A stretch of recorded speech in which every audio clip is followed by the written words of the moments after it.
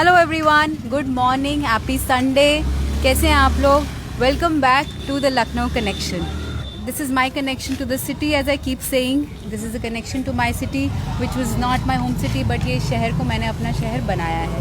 इस शहर को मैं चाहती हूँ कि आप अपनी नज़र से देखें और मेरे नज़रिए से देखें। हर शहर की तरह लखनऊ भी is a mix of good, bad and अगली।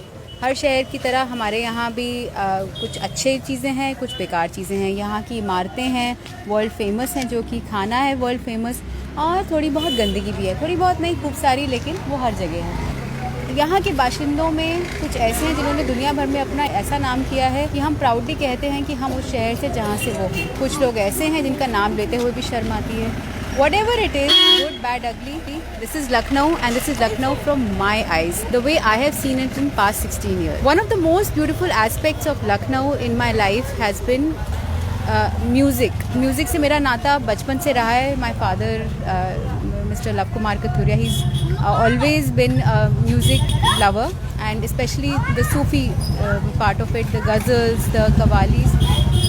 लेकिन लखनऊ आकर मुझे लगता है कि मेरी एक कहते हैं ना पक्के तौर पे इंट्रोडक्शन जो हुई म्यूज़िक से, वो लखनऊ हुई। I was very lucky to have got the company of who not only knew about music but practicing it, and है मेरा जितना I don't know how to put it. So my connection with music also took a new turn when I came to Lucknow. आज जिस जगह पे मैं खड़ी हूँ वो उसी एस्पेक्ट को मैं दिखाने के लिए आपको लाई हूँ। मेरे साथ आज जुड़ी हैं miss Madhavi Kukreja, and she is my friend, mentor, guide, my first someone who's been in my life since I've met her and never left my hand. ये तो पर्सनल इंट्रोडक्शन है, but as a person she is a social and cultural activist. She's the founder of Sanat Kada. She's the founder of Sadbhavna Trust and many more social transformational societies and groups. इनके बारे में बात करने के लिए मुझे एक अलग वॉक की ज़रूरत है, as I keep telling her. But I'm not exaggerating here. Yes, not many people know about her, and so I don't need to give more introduction. आज मैं इनके साथ इसलिए हूँ क्योंकि ये जहाँ हम खड़े हैं वो इनकी फेवरेट स्पेस है। मैंने इनसे कहा था कि आप मेरे साथ वॉक करें तो हम कहाँ जाना चाहेंगे, and that's what this is where she is taking us today. I will take a name which if you have seen my post, Begum Akhtar.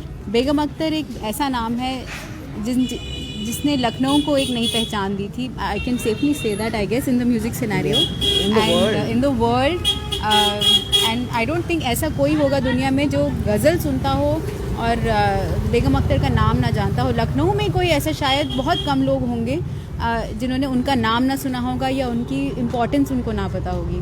Sadly as a city हमने उनको थोड़ा सा लेट डाउन किया for almost 38 years. In words of Salim Kidwai, who's again I am indebted to, he's joining us today. When I asked him for some words for her, he said that she lived and loved in Lucknow, and for 38 years nobody knew she was buried here. And so in 2014 there was something that happened, and so aaj we are standing close to one of the most spiritual places for me, I can personally tell you, in Lucknow. And Madhvi, can you tell us where we are right now? हम लोग ठाकुरगंज में हैं, पसंद बाग एक मोहल्ला है। बस मैं आपको ये दरख्वास्त करूँगी कि आप सोचिए कि पहले यहाँ आम के बगीचे थे, बस ये लखनऊ का एक किनारा था, और बेगम साहिबा के खुद के आम के बगीचे थे, और जब उनका जनाजा यहाँ निकला था तो यहाँ मशाल के साथ आम के बगीचे के बीच में आए थे, और अब ये घनी बस्ती। Look around you, it is like in Lucknow. आप घनी बस्ती, आवाज़, हलचल, गंदगी, ट्रैफिक, सबके बीच में सुकून पा सकते हैं। तो हम आपको उसी सुकून के साथ इस यहाँ आना थोड़ा मुश्किल है, पर जब एक बार आप आ जाएंगे आप रिग्रेट नहीं करेंगे। सो आई फील कि हम लोग बस इतना ही मैं कहूँगी इस गली के अंदर। आज की वॉक एंड टॉक है, and I have invited two more very eminent people who are associated with the project and of renovating the mazar, and they will be joining us. They were the inspiration So, actually.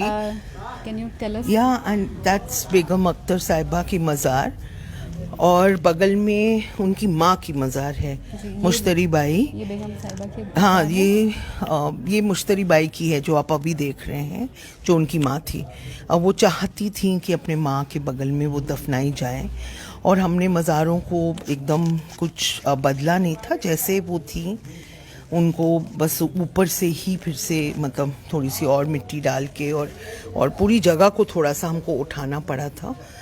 और जहाँ अभी नीरा खड़ी है, ये मुझे जगह भूलती नहीं है, क्योंकि यहीं श्रुति जी जो आज हमारे साथ हैं और शांति आपा जो अब दुनिया में है नहीं, उनकी जो शागिर्द थी, वो दोनों ने जब ये मज़ार जिस दिन रिफर्बिश हुई, यहाँ खड़े होके एक दूसरे को गले लगा के दोनों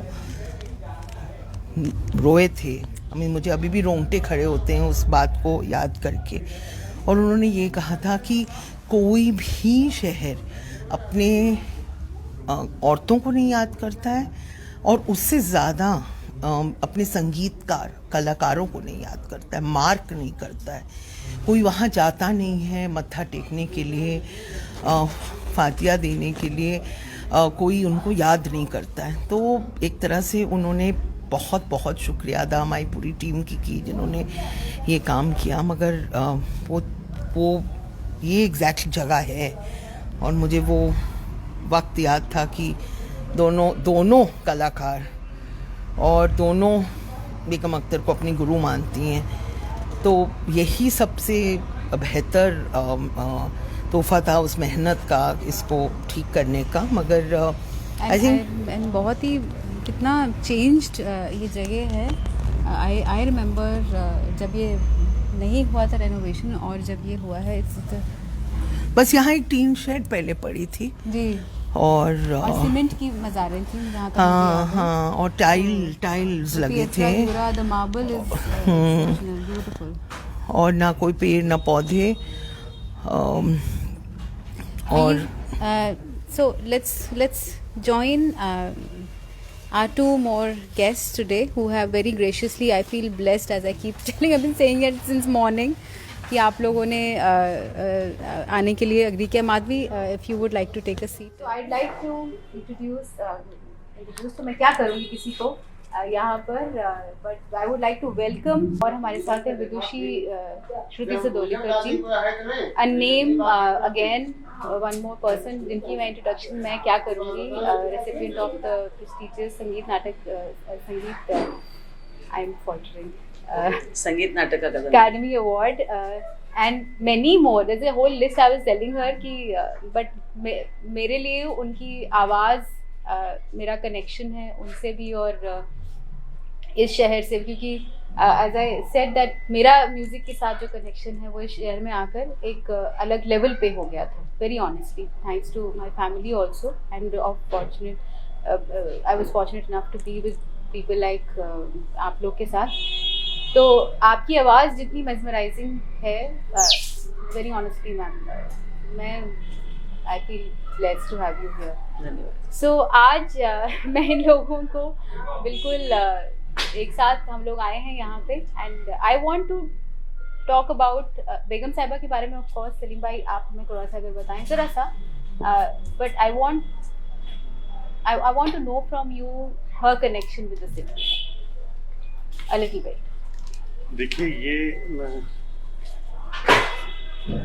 लखनऊ इनकी जिसको आप कहते हैं मातृभूमि नहीं थी।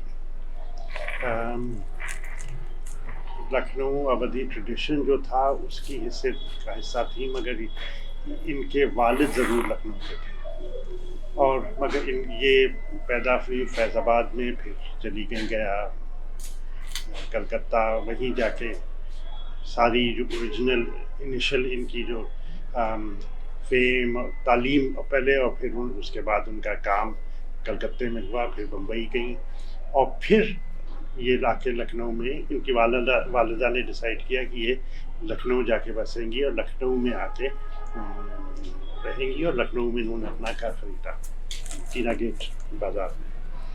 तो मगर एक दफ़ा जब ये लखनऊ आ गई तब ये लखनऊ ही की हो गई। फिर इन्होंने शादी यहीं की, यही दूसरा घर बनाया और फिर एक तरह से लखनऊ वालों ने इनको अपना लिया। इन्होंने ये बिल्कुल लखनऊ वाली हो के रह गई, ख़ासकर अपनी शादी के बाद।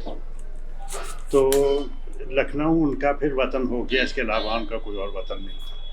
शादी से पहले अख्तरी बाई फैज़ाबादी कहलाती थी, शादी के बाद बेगम अख्तर हो गई तो फैज़ाबाद अलग हो गया और लखनऊ से उनका वास्ता हो गया। ये इनका वास्ता था, लखनऊ ही में इन्होंने अपने सारी जायदाद बिल्ड की, जो कुछ भी था।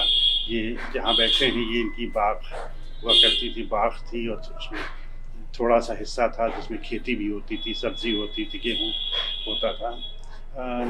यहाँ अक्सर आती थी बैठने, जब घबरा जाती थी या अकेले होना चाहती थी तो यहाँ आके बताती थी कि वो पलंग बिछा के बैठ जाती थी। जाड़ों में आती थी तो गन्ने होते थे, गन्ना खाती थी, बाजरे की रोटी पकवाती थी। बिल्कुल एक तरह की कैजुअल पिकनिक टाइप का उनको एस्केप लखनऊ से चाहिए होता तो यहाँ आती थी। और यहीं एक छोटी सी मस्जिद बनवाई थी जिसके पीछे जब इनकी माँ ख़त्म हुई 1952 में मुश्तरी बाई, तो उनको उन्होंने यहीं दफनाया। और दफनाने के बाद यही उनकी वो थी कि हम भी यहीं पे दफन किए जाना चाहिए।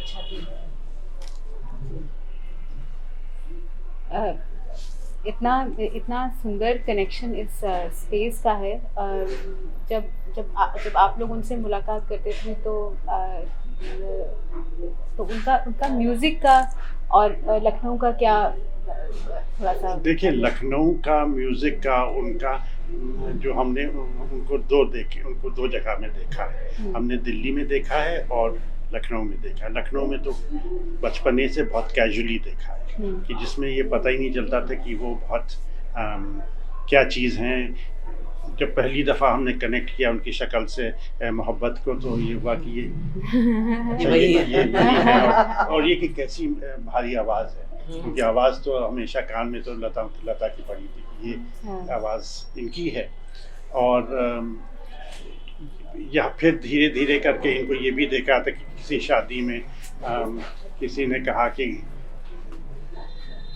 गा दो, तो ये गाँव तक या लगाए बैठी हैं, हाथ में सिगरेट है, गज़ल गाती है, ना कोई साज ना कोई दूसरे, बहुत कैजुअली गज़ल गाती। इनके घर में मजलिस होती थी, मजलिस पढ़ती थी, उसमें हम नहीं गए, हमारी बहनें जाती थी, हम नहीं गए कभी।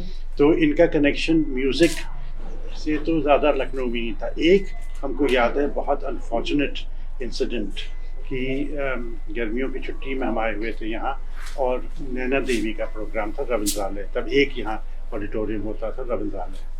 तो कहने लगी चलोगे? तो हमने कहा बिल्कुल चलेंगे। तो हम दोनों गए, शो होने वाला था, भर गया था ऑडिटोरियम। तो हम लोग अंदर गए तो जगह नहीं थी बैठने की, तो कहाँ बैठे। फिर किसी ने, एक साहब ने शायद पहचाना लिया, उम्र देख के खड़े हो गए, यार यहाँ बैठ जाइए। तो ये वहाँ बैठी और हमको पीछे जाके बैठना पड़ा। ये नहीं था कि ये कहीं और लखनऊ में सबने पहचान लिया और कहा आइए आइए, क्योंकि इनका म्यूज़िक प्रेजेंस लखनऊ में नहीं था। अच्छा। उस ज़माने में टीवी था नहीं ज़्यादा, कोई फिल्म मैगजीन्स नहीं थी, ना सेलिब्रिटी जर्नलिज्म होती थी कि लोग इनकी शक्ल से इनके म्यूज़िक को पहचाने। पेस्ट्री दिल्ली में वैसे दिल्ली में इनके साथ जब हम कभी बाहर गए, सफर हाउस गए, कमानी गए, किसी उसमें गए, तो हमेशा ये होती थी, लोग दूर से देख के हट जाते थे। अच्छा। बेगम साहब आ रही, बेगम साहब आ रही। लखनऊ में वो नहीं होता था। लखनऊ में ये बिल्कुल साधारण, बिल्कुल ऑर्डिनरी करती थी। वैसे चाहती यही थी कि बिल्कुल घुल मिल जाए, बैकग्राउंड में हो जाए। कि वो जो सेलिब्रिटी है वो इन्होंने अपने को लखनऊ में बिल्कुल दबा के रखा था। शांति आपा के बारे में कुछ बताइएगा मैम। मेरा तो मैं उनसे बहुत कम मिली, but you were closely associated with her. देखिए इस वजह थे क्योंकि जब मिलने जाते थे बेगम अख्तर से दिल्ली में तो शांति आपा होती थी अच्छा। ज़्यादातर। कभी कभी अम्मी का ये भी था कि कभी खुश हो जाती थी, कभी खफा हो जाती थी लोगों से, तो बीच में ये कभी कभी हुआ कि वो आजकल संतोष से खफा है। मैं पूछ जरूर लेती थी, मिले हो तुम, क्या हाल है? मगर ये कि शांति आपा भी बिल्कुल, अगर हमने देखा है कि किस तरह से उस्ताद की आदमी को बिल्कुल अपना खुदा मान के चलता है, वैसी थी शांति आपा। उनको उस तरह से ट्रीट करती थी, बिल्कुल अपनी माँ की तरह। तो शांति आपा का उनकी ज़िंदगी में तो हम बहुत ज़्यादा नहीं था, मगर उनके ख़त्म होने के बाद हमारा शांति आपा से ज़्यादा रिश्ता बना, क्योंकि सिर्फ सबसे करीबी बेगम अख्तर की वही रह गई थी जिनसे बेगम अख्तर की बात कर सकते थे। और उनके पास म्यूज़िक भी था, उनके पास यादें भी थी, उनके पास तस्वीरें भी थी। तो बहुत हम लोग, एक हमारे और दोस्त थे शाहिद, वो भी बेगम अख्तर बहुत पसंद करते थे, बेगम अख्तर भी उनको। तो वो हम लोग जाते थे संडे को, जिस दिन छुट्टी होती थी, लंच खाते थे शांति आपा। पुराना टेप रिकॉर्डर था, वो स्पूल्स वाला म्यूज़िक था, उनके पुरानी रिकॉर्डिंग सुनते थे। बल्कि शांति आपा के घर में थे हम जब खबर आई कि उनका इंतकाल हो गया रात में। तो शांति आपा से हमारा कनेक्शन बेगम अख्तर के बाद वही एक उनकी डायरेक्ट वो थी जिनसे कनेक्शन था हमारा। माधी, शांति आपा की आई रिमेम्बर एक बैठक हम सनतकदा में हमने जब पहले साल ये रिफर्बिश हुआ था, तो शांति आपा की एक बैठक हुई थी, और बीच में शांति आपा भी लखनऊ का उनका बहुत नज़दीकी कनेक्शन था। पर उन्होंने मतलब यहीं बहुत साल अपने बचपन के बिताए थे उन्होंने। तो उन्होंने फेस्टिवल में भी गाया, जो महिंद्रा सनतकदा लखनऊ फेस्टिवल, और फिर यहाँ जब हुआ तो उन्होंने एक बैठक के रूप में सनतकदा में भी गाया उसी दिन। और शायद वही इंस्पिरेशन है, इंस्पिरेशन हमारे पीछे वो हाथ, वो भागदौड़ जो उन्होंने की, उनको ये याद और उनका एक वादा बेगम अख्तर साहिबा को कि ये जगह ना खो जाए, ये जगह ना ख़त्म हो जाए। उन्होंने बहुत मेहनत इस उम्र पे की, जो वो मतलब वो लगभग आई थिंक 80 की थी जब हम लोगों ने ये रिफर्बिश किया, तब भी दिल्ली से आके। और मैंने वो जिक्र अभी किया था श्रुति जी और उनकी बातचीत उधर, जब वो लोग इतने मतलब इमोशनल हो गए थे कि ये मज़ार लोगों ने मार किया इसी कलाकार को। और तभी श्रुति जी ने भी कहा था उस दिन शांति आपा को कि मैं गाऊंगी अम्मी के लिए, मैं यहाँ गाऊंगी अम्मी के लिए। और उस समय हमने ये सोचा नहीं था कि ये मतलब सलीम कहता था अक्सर कि ये हाजिरी की जगह बननी चाहिए। और मतलब शांति आपा को तो मतलब था हमारे पीछे कि मतलब चाहे वो रिसोर्सेज जुटाने में, चाहे हमें धक्का देने में, और मतलब बहुत खुश होंगी आज के दिन कि हम यहाँ बैठे हैं। ये हाजिरी वाली बात फिर श्रुति जी ने मतलब एक सिलसिला एक्चुअली चालू किया, जो सलीम कहता था कि लोग आएंगे, और हर साल तब से श्रुति जी ने पहला किया, एक साल बाद जब ये रिफर्बिश हुई, उसके बाद हर साल एक कोई मशहूर कलाकार ने यहाँ आए हैं और अपनी हाजिरी दी है ताकि। और जब इन्होंने गाया तो जो समा बंधा है, उस दिन हमने ये नोटिस किया कि ये तो देन है कि हमको बहुत डर था कि इस जगह में साउंड कैसा होगा। छोटी जगह है, दीवारें हैं, जब गाया तो जो अकूस्टिक्स और जो समा बंधा है वो ये था कि ये तो हम लोगों का गाना, और फिर दूसरी ये की जगह ये जैसे ऑडिटोरियम कोई जादू, साउंड का जादू। नहीं, एक्चुअली बेगम जी को मैंने बहुत बचपन से सुना, क्योंकि मेरे पिताजी मुझे जहाँ कहीं उनका गाना होता था ले जाते थे। कहीं उनके कॉन्सर्ट्स मैंने बैठकें मैंने कोल्हापुर में, पन्हाला में ऐसी सुनी है कि हमारे पिताजी के एक दोस्त थे, रईस थे, और वो अपने यहाँ बेगम जी को अपने बंगले में रुकाते थे और रात को महफिल होती थी।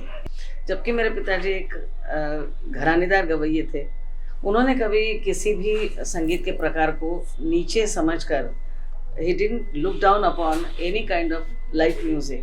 वो कहते थे वो तो शास्त्रीय संगीत का क्रीम है। हाँ, तो जो शास्त्रीय संगीत की तालीम है वो एक नवनीत बनकर, एक मक्खन सा बनकर संगीत में तैरता है, और वो इतना लाइट लगता है परंतु उसके अंदर पूरा सत्व तुम्हारे शास्त्रीय संगीत का होता है। तो ये मत समझो कि इनको जो गाना आता है इनकी पूरी तालीम शास्त्रीय संगीत की हो गई है इसलिए वो इतना अच्छा लाइट म्यूजिक गा रही हैं। तो उनके गाने की जो एक मिठास थी, उनके गाने का जो एक अंदाज था, जबकि मैं देख रही थी and I was growing in the atmosphere of music, तो I could see how she was utilising her taleem in डिलिनेटिंग the ragas, जिसको क्षुद्र राग कहते हैं। काफी वगैरह इन रागों को छोटे राग माने जाते हैं। काफी, देश, तिलक, कामोदी इनको छोटा माना जाता है मगर वो छोटे नहीं होते हैं। उनमें अपनी शास्त्रीयता की तालीम जो थी उनकी, उसको उन्होंने कैसे ढालकर उसमें इमोशनल इम्पैक्ट उसका कैसे बढ़ा दिया था। वो बहुत एक मतलब उनको जो कहते हैं कि एक ऊपर वाले की दी देन है कि आप इतनी शास्त्रीय संगीत की कठोर तालीम लेने के बाद भी संगीत के एक एक सुर के लगाव से अपने इमोशंस को इतना अंदर से भरपूर बनाकर लोगों की तरफ आप दे देते हो, लोगों की तरफ ले जाते हो और लोगों को बांध लेते हो। और कई बार ऐसा होता है कि अभी थोड़ी सी संगीत की बात करूंगी। उपशास्त्रीय संगीत, ठुमरी, दादरे, इसमें कई बार राग रिपीट होते जाते हैं।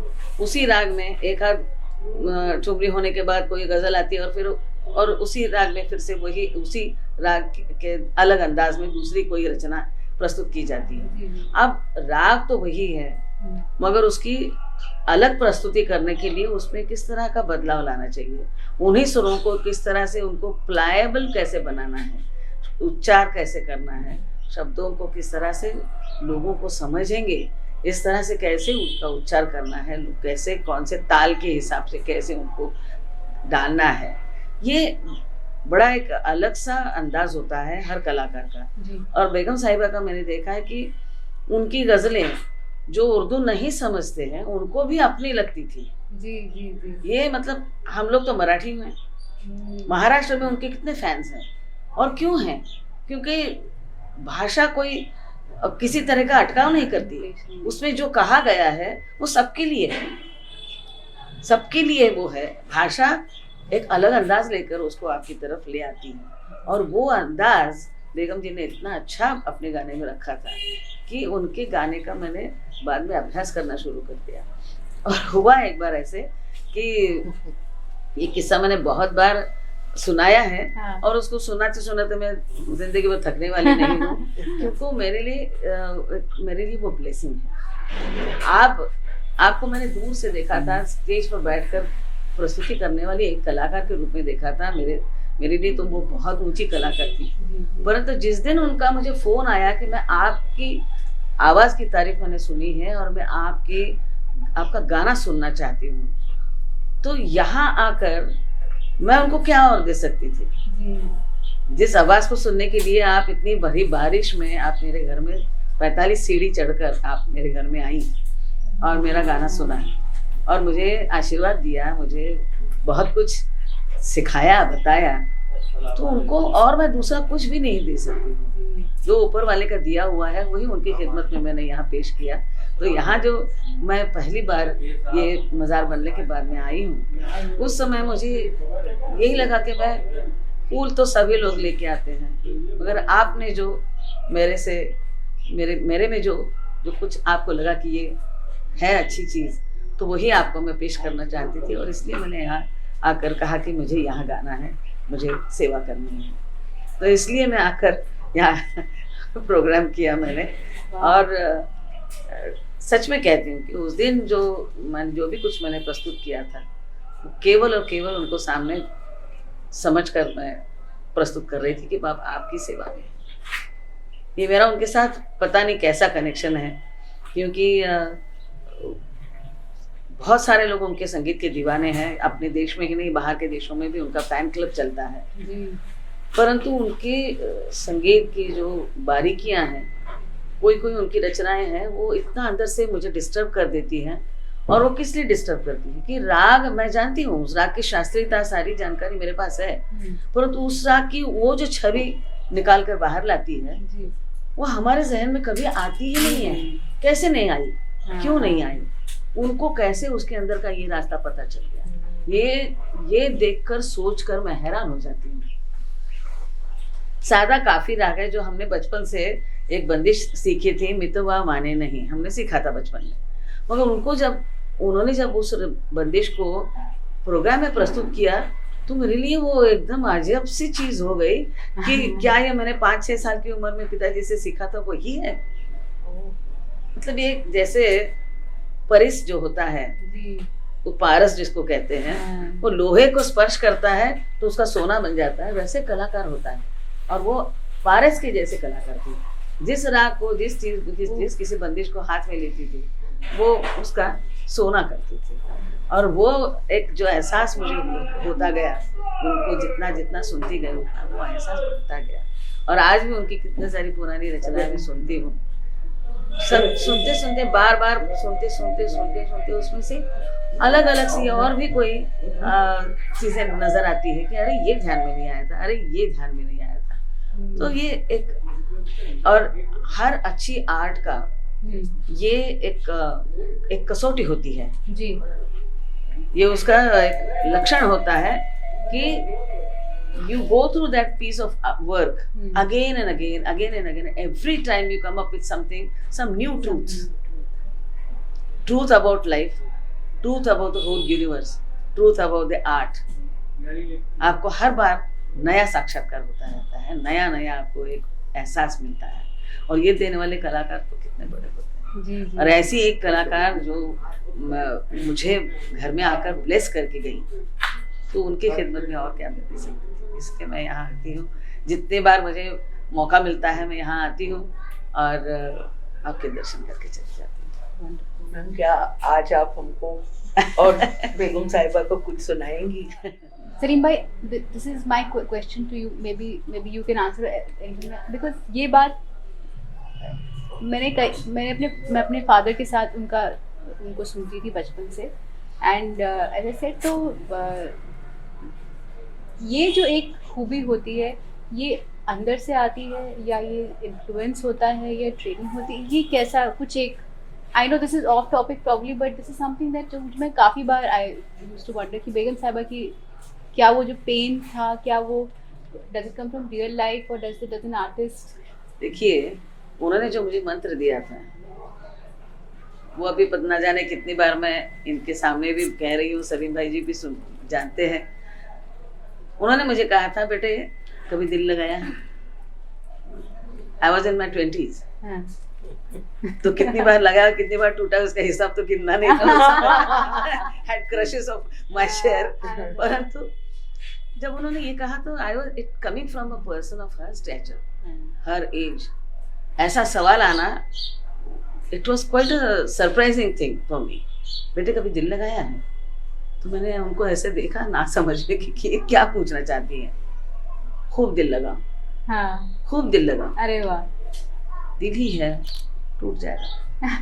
जितनी बार टूटेगा उतनी बार दर्द पैदा होगा। आपने भी दर्द की बात कही, जी। उतनी बार दर्द होगा, जितनी बार दर्द होगा वो दर्द आपकी आवाज में छलकेगा और वो दर्द आपके गाने में और निखर आएगा। तो ये जो दर्द छलकना जो है, आवाज में एक पुकार होनी चाहिए, आवाज में एक पुकार होना चाहिए, सुरीला होना चाहिए।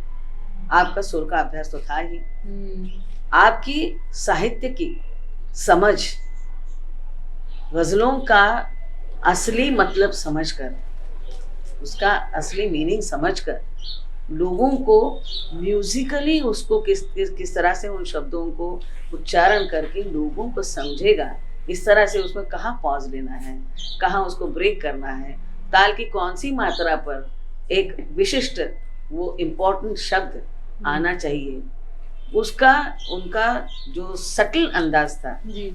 उन्होंने कभी वो लोगों को खोल के नहीं दिखाया। मगर जो अभ्यास करते हैं, जैसे मेरे जैसे लोग हैं, मैं देखती हूँ कि ये शब्द इस लाइन में, इस पंक्ति में ये शब्द बहुत महत्व का है। ताल इस तरह का उन्होंने उसके लिए उपयोग किया है कि ताल की इस मात्रा पर इस शब्द का आना ही सारी बात खोल देता है, चाहे हमें उर्दू की समझ हो या ना हो, परंतु वो शब्द क्या कहना चाहता है वो हमारी तरफ बिल्कुल सीधे पहुंच जाता है। और ये जो उनका अंदाज था वो उनकी अंदरूनी समझ, उनके लाइफ के experiences, she also has had her share of ups and downs, Yes. emotional ups and downs.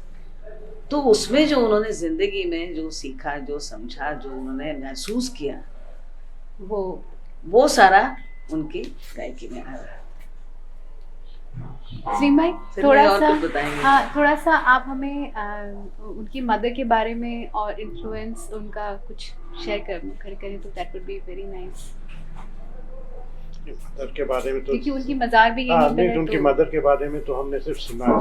अच्छा, बड़े साहब कहलाती थी, एक तरह का जैसे होता है स्टार मदर्स का कंट्रोल था, और उस कंट्रोल की वजह से बेगम अख्तर का रिबेलियन भी बहुत था। तो हमको ये बहुत इंट्रीग करता जब हम उससे सुनते हैं, और जब हमको पता चलता है ये कि ये जो फेज था उनकी लाइफ का जब रिबेल कर रही थी, और किस तरह से मदर कंट्रोल कर रही थी, कि अब इनका घर जाके चीना बाजार में आपने देखा होगा कि दरवाजे के ऊपर छोटी सी छतरी बनी है, छोटी सी बैल्कनी, उसमें एक आदमी बैठ सके। तो वो बनवाया इनकी माँ ने था, और उसमें रोज शाम को बैठती थी कि कौन आ रहा है कौन जा रहा है, इस तरह का कंट्रोल था। मगर साथ ही साथ इनमें इतना वो था कि इन्होंने रिबेल करके उनसे छुप के शादी की, मगर इनका बॉन्ड नहीं टूटा। अभी फ़ोन तो थे नहीं, एक आदमी था जो दिन में कई दफ़ा मैसेजेस ले जाता था, माँ का बेटी के पास, बेटी का मैसेज छोटे छोटे रुखों पे, या सिर्फ पूछाओ कैसी है। अच्छा, सारे मैसेजेस की। और जब वो ख़त्म हुई 52 में इनकी माँ, तो एक तरह से जो लोग डिस्क्राइब करते हैं कि इनका बुरा हाल हो गया, कि ये जो कॉम्प्लिकेटेड मदर डॉटर की रिलेशनशिप थी वो एक प्रिटेंड करना कि नहीं थी वुड बी स्टूपिड, और वो इन दोनों में भी था कि जो बनी वो एक तरह से माँ की वजह से, नेचुरल गिफ्ट तो था ही, मगर अगर माँ इनकी वो जो सुनते हैं हम लोग किस तरह से 3 साल की उम्र में जाड़ों में उठा के बैठा दिया कि रियाज करो, तालीम करने, सब कुछ अपना छोड़ के ये घर बेचा, चलो गया चले फला क्या रहे वहाँ सीखो, फला जगह चले वहाँ सीखो, कि वो जो गाइडेंस थी वो बगैर माँ के इनके नहीं आ सकती। अर्ली लाइफ में माँ का कंट्रोल था तो माँ का गाइडेंस भी था, माँ का प्रोटेक्शन भी था। तो एक बहुत क्लोज रिलेशनशिप थी जो हम बहुत खुश हैं कि दोनों हैं यहाँ। इस तरह से ये होती है कि वो छोटी, इनकी मज़ार छोटी है, इनकी मज़ार बड़ी है, मगर ये हम लोगों का करना नहीं था। ये जैसी थी मज़ारें वैसे ही हम लोगों ने, जब हम लोग ने लिया है तो छोटी बड़ी थी तो डिस्टर्ब नहीं करना चाहते थे। ये हम लोग नहीं कहना चाहते कि माँ इनकी इनसे छोटी थी या इनसे कम थी, मगर ये प्रॉपर्टी भी जो थी इनकी माँ ने खरीदी थी। अच्छा, इनको तो ज़्यादा बिजनेस सेंस था नहीं, इनकी माँ ही इनका पैसा इन्वेस्ट करती थी। और ये प्रॉपर्टी, ये बता दें कि ये जब ख़त्म हुई तो एक यहाँ IAS ऑफिसर थी सरला साहनी, इनका दूसरे उसमें भी आप सुनेंगे जिक्र, चिकन की रिवाइवल में वो भी इनके बहुत करीब थी। तो वो और यहाँ के चीफ मिनिस्टर थे HN बहुगुणा, तो उनसे इन्होंने बात की और वो अब्बा के पास गए और कहा कि आप इजाज़त दें तो वहाँ हम पार्क बनवा दें। ठीक है, ये तो अब्बा ने कहा कि नहीं, ये उनकी जायदाद थी, उनके वारिसों की होगी। माने जो शमीम उनको बहन कहती थी, उनकी औलाद जो है उनकी चीज़ है, मैं नहीं दे सकता। और एक तो उनका बड़कपन था क्योंकि वारिस तो वो भी थे। अब्बा कौन थे? मतलब के अब्बासी साहब, जिनको हम लोग सब अब्बा कहते थे। उनका बड़कपन था, मगर अगर उस बड़कपन में कभी कभी नुकसान हो जाता है। नुकसान ये हुआ कि उनके ख़त्म होते ही ये चिथड़े करके ये पूरा इलाका बटा, और जो बाग थी वो स्लम बन गया। और अब तो बहुत अच्छी हालत है। हम लोगों के देखते देखते कितना फ़र्क हुआ है कि पक्के घर हो गए हैं, डबल स्टोरी ट्रिपल स्टोरी हो गई, सड़कें बड़ी हो गई हैं, नालियाँ बन गई हैं। नहीं तो ये हाल हो गया था कि शांति आपा और हम आए एक दफ़ा और हम लोग ढूंढ नहीं पा रहे थे कहाँ है। ये तो एक डबल स्टोरी घर था, उसकी छत पे जाके पहचाना, फिर हम लोगों ने अंदाज़ा लगाया कि वहाँ, क्योंकि ये सुकड़ते ये ज़मीन इतनी छोटी हो गई थी, इस पे कोई भी किसी वक्त छत डाल लेता, हम लोगों को पता ना चलता। क्योंकि यहाँ एक गेट था, गेट बंद रहता था, जिसके पास चाबी थी लोग आके अपनी बकरियां यहाँ बंद कर जाते थे, या चारों तरफ से लोग गिलाजत यहाँ फेंकते थे, और इतनी तकलीफ होती थी कि शांति आपा तो जब से हम लखनऊ वापस आए हैं 2002 में, मुस्तकिल कहती थी बेटा कुछ करना है, बेटा कुछ करना है, बेटा कुछ करना है। हम लोग डिस्कस करते थे कैसे करना है, क्या करना है। उन्होंने ये प्रॉपर्टी तो उनकी फैमिली की थी, उनके बगैर हम लोग फैमिली तक नहीं पहुंच सकते थे। उनकी फैमिली रिस्पेक्ट करती थी तो वो अलाउ भी करती थी हम लोगों को यहाँ आना। तो एक दफ़ा हम इनको माधुरी को लाए यहाँ, भी हम दोनों लखनऊ एक ही साल शिफ्ट हुए, 2002 में नहीं, मतलब एक साल बाद 2004 में। तो इनको हम लाए यहाँ कि देखो तुमको दिखाते हैं चल के।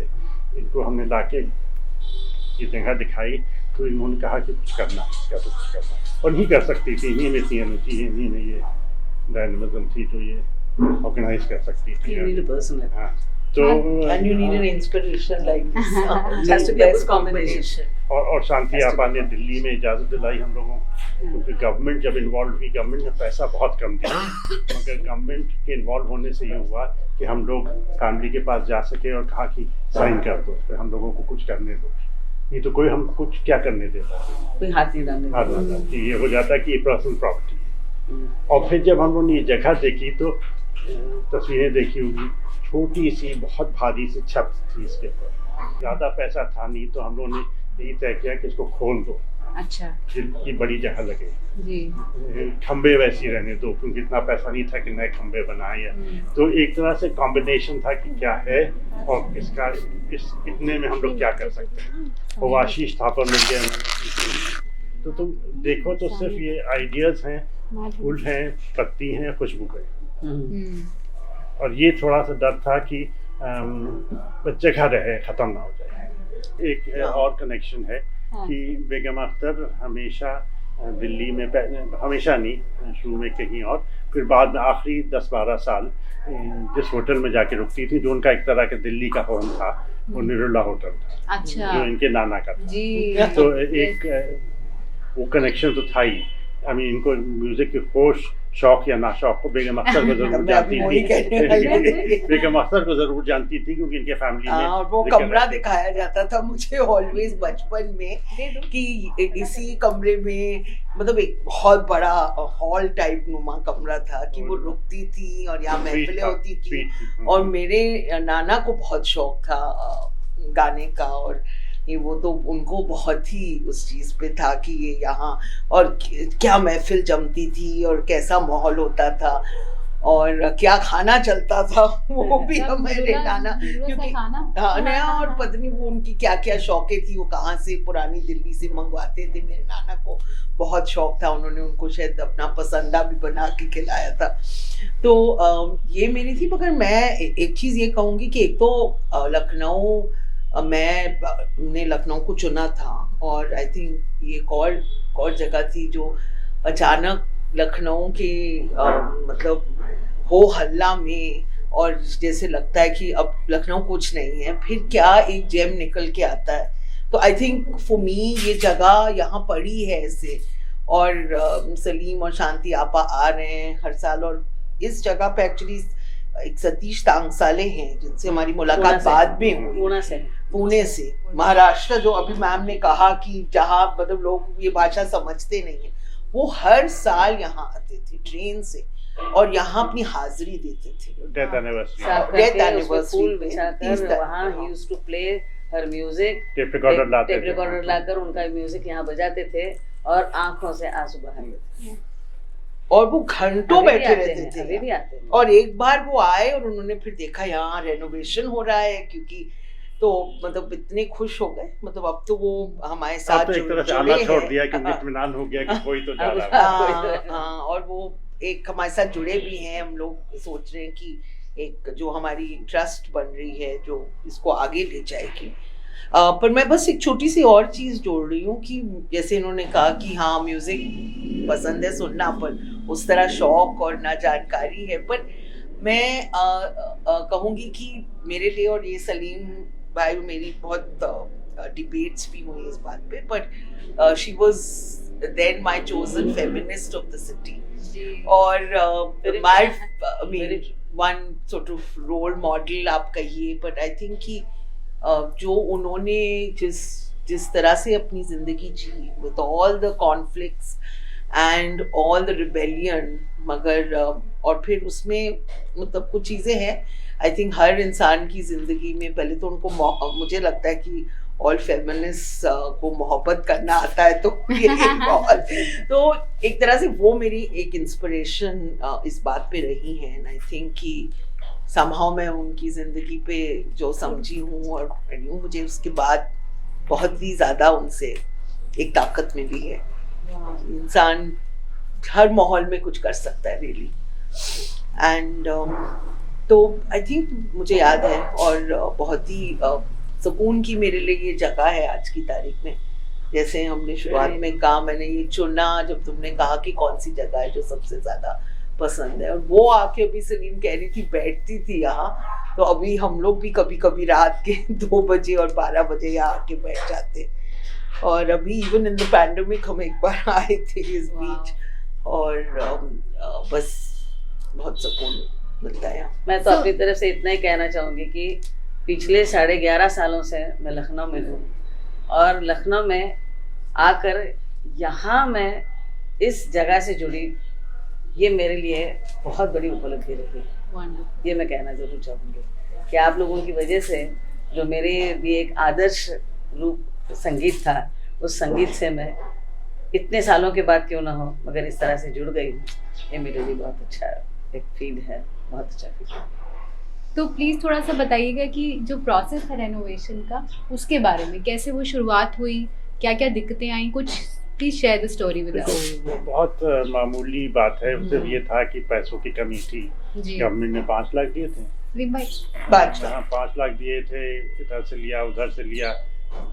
अभी जो करना चाहते थे वो नहीं कर पाए। जितना कर लिया वो बहुत है, मगर और भी बहुत वो थी, ख्वाब थे कि क्या कर सकते हैं जी। बट सबसे बड़ा ख्वाब ये था कि इस जगह किसी तरह से बढ़ाया जाए ताकि बाकायदा यहाँ महफिल हो सके जी।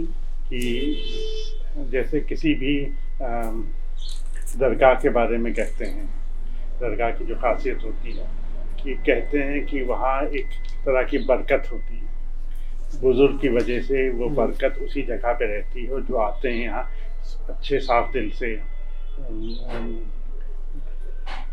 नज़र करने या सिर्फ हाजिरी देने, उनको उस बरकत का फ़ायदा मिलता है जी। तो हम ये बरकत, उनकी बरकत तो सिर्फ म्यूज़िकली ही हो सकती है।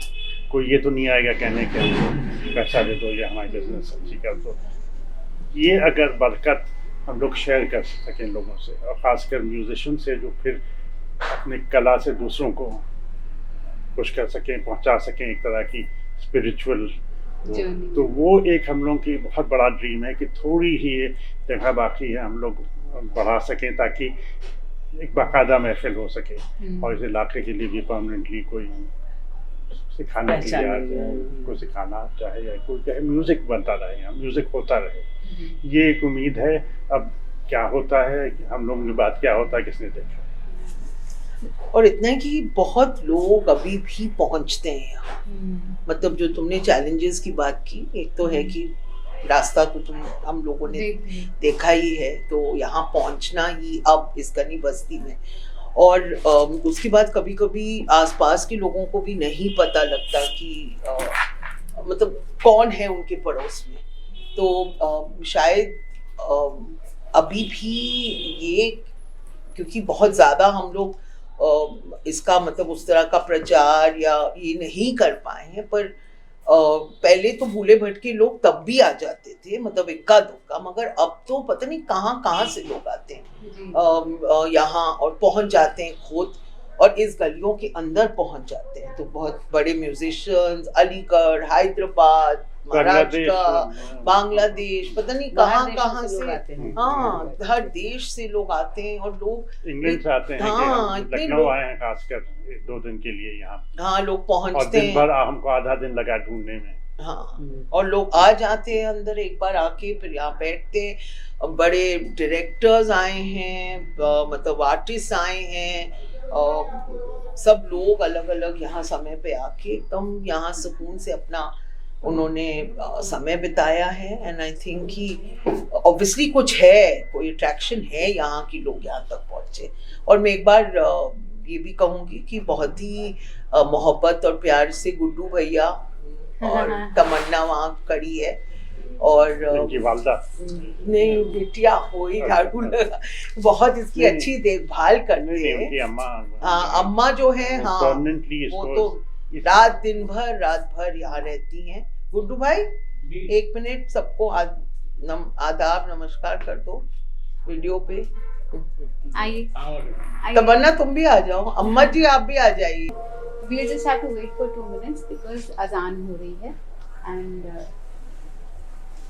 I guess now we will.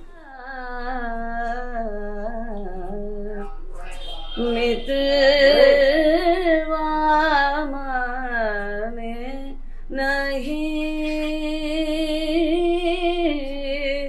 मितवा माने नहीं, मुस्कता सखी मितवा माने नहीं, मुस्कत सखी बार बार बर जाए कर पकड़त, ऐसे का हम संग विपत भई, मितवा मारे नहीं, मितवा मारे नहीं।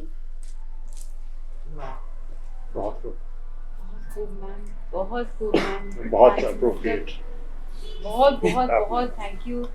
मैं आपको बता नहीं सकती हूँ कि इस वक्त मैं कितनी इमोशनल हो रही हूँ, और मैं आई एम सो ब्लेस्ड कि आप लोग यहाँ पर हैं।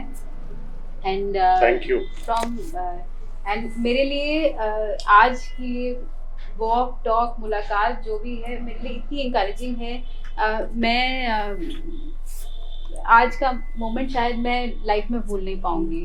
मीरा तुम हर सिंगार के पेड़ के नीचे हो और यहाँ रात को इस लोग आते हैं तो ये फूल, ये सलीम की चॉइस थी, और ये फूल बरसते हैं यहाँ, और गर्मी के समय, और क्या खूबसूरत नज़ारा है। तो आई होप लखनऊ वाले और सब यहाँ आके सुकून जी। हर सिंगार का भी ये है कि जितने यहाँ लगे हैं 2 बेलें बेला भी है। हाँ, ये 2 डिफरेंट टाइप्स हर सीजन में है। वो दोनों हैं, ये हर सिंगार है और रात की रानी है यहाँ। तो सिर्फ वाइट हैं और फ्रेग्रेंट फूल हैं। तो हम लोग ये चाहते थे, ना सिर्फ ये कि हम लोग आर्किटेक्चरली तो बहुत कुछ नहीं कर सकते थे, तो एक तरह का एटमॉस्फेयर बन जाता। और यहाँ जब हम वो हर सिंगार के फूल ये देखते हैं, खासकर अक्टूबर में जब उनकी वो होती है, तो हमको वो एक सीन मुग़ल आज़म का याद आ जाता है, जहाँ मीना कुमार, वो मधुबाला और दिलीप कुमार लेते हैं और हर सिंगार उनके पर और बड़े गुलाम अली खान बैकग्राउंड में गा रहे हैं। Wow. On that beautiful note, and ma'am, thank you so much. Lucknow शहर की तरफ से आज मैं इतनी लिबर्टी ले रही हूँ कि मैं आप तीनों का थैंक यू करना चाहूँगी। आने के धन्यवाद, तो हमें लिए ये आपका ज्ञापन करना जगह अरे ये क्या कर रहे हो? नहीं, दिस इज ये सही था। This was long overdue. Oh God. Long overdue. And seriously आज इस शहर की तरफ से I would like to thank you for giving us this space for working towards it. We are fortunate that you took the initiative. I know मैंने जब पूछा भी था सलीम भाई से कल पे बनवाती नहीं, ये तो होना ही था, बट ये ना भी हो पाता, मतलब ये वो चीज़ थी, लेकिन आपने किया effort and you have given us this such a spiritual place. मैं तो कभी वेंकटेश और हम Venkatesh who's on the camera, Venkatesh, can we see your face finally please? And we have Saira also in our team today. Saira, please say hello to the viewers. There's Kalpana also who's joined us. And Venkatesh is shy, but yes, we would like to thank three of you for coming today. मैं आपके blessing द्वारा us. यहाँ के संगीत के प्रेमियों को और संगीत के अभ्यास करने वाले विद्यार्थियों को इतना ही कहना चाहूँगी कि आप सुर की साधना, काव्य की साधना और प्रस्तुति का अंदाज, इसमें जिनकी इतनी महारत थी, जो श्रेष्ठ कलाकार थी, उनकी सोहबत में आकर चंद क्षण यहाँ पर, चंद मोमेंट्स यहाँ पे आकर अगर आप गुजारते हैं तो इसका आशीर्वाद ज़रूर आपको मिलता रहेगा। और इस जगह पर आकर लोगों ने ज़्यादा से ज़्यादा संगीत से और संगीत के जो रूह है उससे जुड़ने का प्रयास करना चाहिए, ऐसा मुझे लगता है। आपके मार्फत में लोगों को यही कहना चाहूँगी कि आप बार बार आइए, और यहाँ पे माथा टेकने से आपको एक शांति मिलती है और एक सुरों का एक एहसास मिलता है कि जो आपको केवल कला में ही मिल सकता है, आप अन्य कहीं ऐसे एहसास नहीं पा सकते। जी, what an apt and appropriate message. Thank you everyone who joined. See you next time Sunday, जब मैं आपको होपफुली एक और किसी यूनिक जगह पर लखनऊ दिखाऊंगी, अपनी नज़र से, अपने नज़रिए से, जैसे मैंने देखा है।